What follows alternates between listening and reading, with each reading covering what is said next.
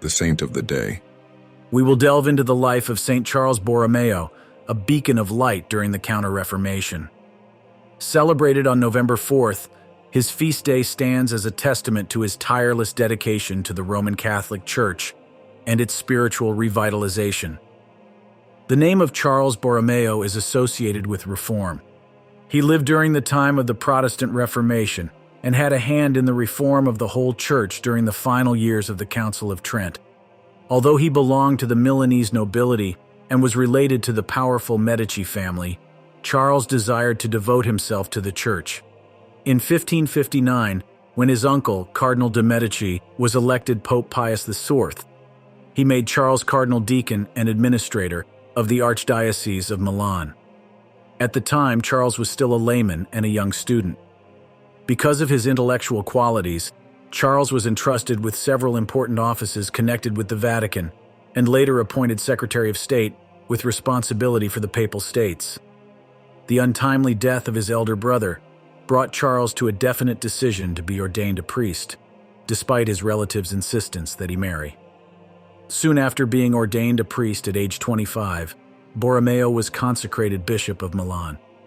Working behind the scenes, St. Charles deserves the credit for keeping the Council of Trent in session when at several points it was on the verge of breaking up. Borromeo encouraged the Pope to renew the council in 1562, after it had been suspended for 10 years. He took upon himself the task of the entire correspondence during the final phase. Because of his work at the council, Borromeo was unable to take up residence in Milan until the council concluded. Eventually, Borromeo was allowed to devote his time to the Archdiocese of Milan, where the religious and moral picture was far from bright. The reform needed in every phase of Catholic life among both clergy and laity was initiated at a provincial council of all the bishops under him. Specific regulations were drawn up for bishops and other clergy. If the people were to be converted to a better life, Borromeo had to be the first to give a good example and renew their apostolic spirit. Charles took the initiative in giving a good example. He allotted most of his income to charity, forbade himself all luxury, and imposed severe penances upon himself. He sacrificed wealth, high honors, esteem, and influence to become poor. During the plague and famine of 1576, Borromeo tried to feed 60,000 to 70,000 people daily.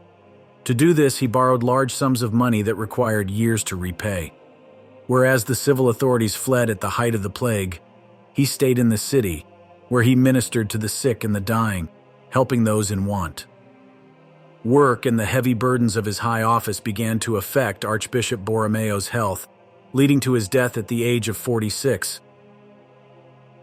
O illustrious father of the poor St. Charles Borromeo, angel of charity for the sick and needy, and for everyone a model of faith, of humility, of purity, of virtues, and perseverance in suffering. You used all your gifts for the greatest glory of God and for the salvation of men, always with a total sacrifice, to the point of being a victim of your kind dedication. Grant us, your devotees, firmness in our purposes, strong spirit of sacrifice, and tenacity and perseverance for the good of our lives, souls, and minds. Amen.